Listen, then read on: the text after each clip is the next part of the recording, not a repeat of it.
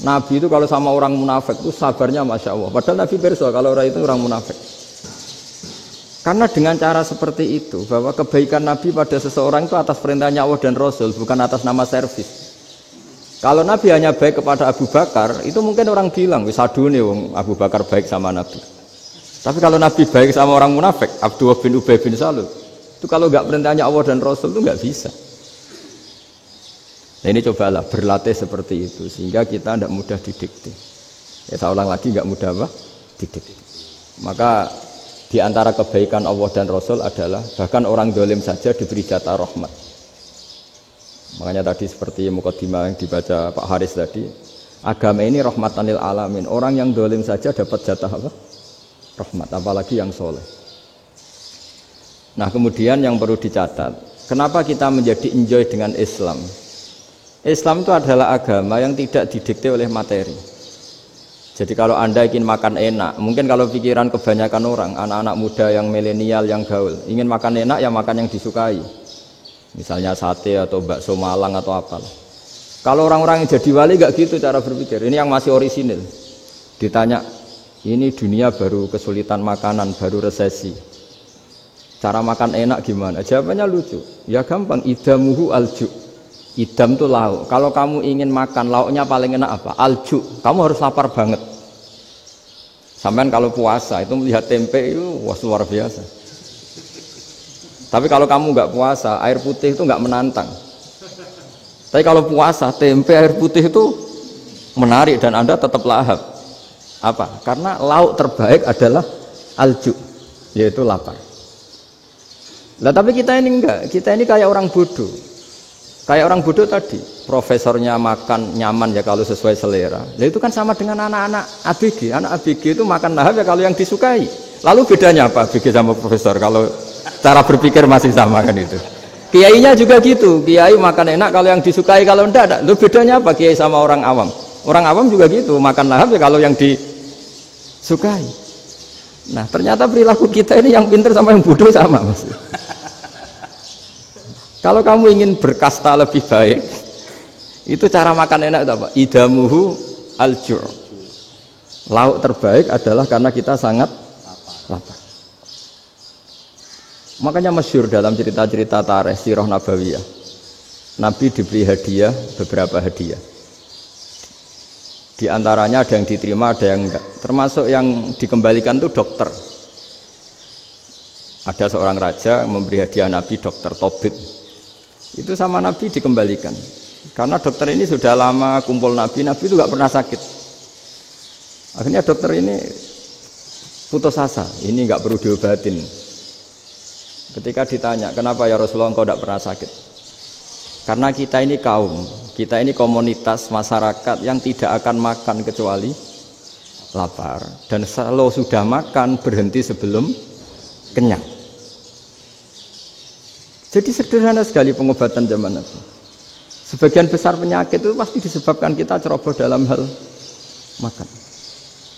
Sudah ngerti kalau durian masalah, kalau makan durian enggak kehitung gitu. Apalagi kalau gratisan itu tambah banyak gitu. Pola tidur juga gitu kata Nabi, dan kita tidak tidur kalau tidak sangat ngantuk. Nah, itu namanya orang-orang soleh yang sudah tidak didikte materi.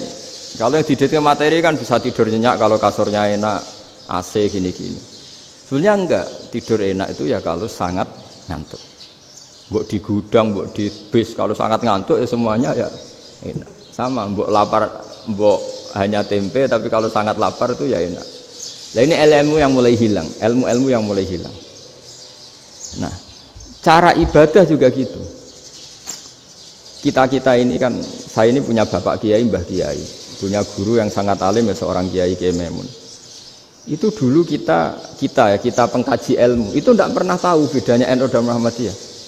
Karena dulu Mbah Darwis itu Kiai Dahlan itu dulu ngajinya bersama Mbah Hasyim ketika di Indonesia yang ngaji Mbah Soleh Darat. Mbah Soleh Darat itu dulu ngajinya sama buyut saya ke-6 namanya Mbah Soleh Asnawi di Kudus. Mbah Soleh Darat itu dulu alim-alimnya orang Jawa ya Mbah Soleh Darat. Soleh bin Umar. Tempatnya di Semarang, tapi beliau itu sebenarnya orang Jepara yang dekat Kudus. Setelah di Mekah, Mbah Hasyim ini mondoknya ya, mulazimnya ke Syekh Mahfud Termas. Tapi sesekali ke Syekh Khotib Minangkabau. Nah yang Mbah Ahmad Dahlan lebih sering ke Syekh Khotib Minangkabau, sesekali ke Mbah Mahfud. Singkat cerita, karena Syekh Khotib Minangkabau sudah modern ya, terlibat organisasi dunia. Pas itu beliau pengagum Muhammad Abduh, pengagum Rasid Ridho. Sehingga bawaannya Mbah Dahlan itu lebih pergerakan karena beliau lebih ngidolakan Syekh Khotib. Nah Syekh Khotib sendiri sebenarnya orang Minangkabau. Jadi beliau namanya Muhammad saja sebenarnya. Jadi menantunya orang Arab. Oh itu dicibir mertuanya ini karena punya mantu orang Jawa, orang ndak Arab. Singkat cerita terus si mertuanya bilang gini, kamu jangan pernah bilang kalau orang Arab itu mansa kanal Arab, orang yang bertempat di Arab. Walakin man takallama bi arabiyyin fasihin, tapi orang bisa ngomong Arab secara fasih.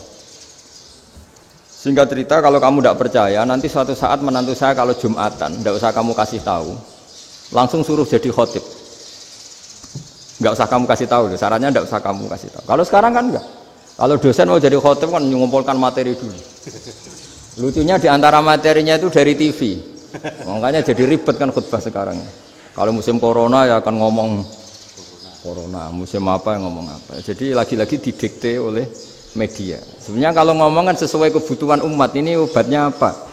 Tapi enggak sesuai trending topik, itu kan kayak anak-anak gaul. Ini dokter kok gitu kan aneh. Singkat cerita si khotib ini enggak dikasih tahu, saya Muhammad tadi enggak dikasih tahu, langsung disuruh khutbah. Fatakallama bikalamin fasihin. Dia ngomong fasih sekali.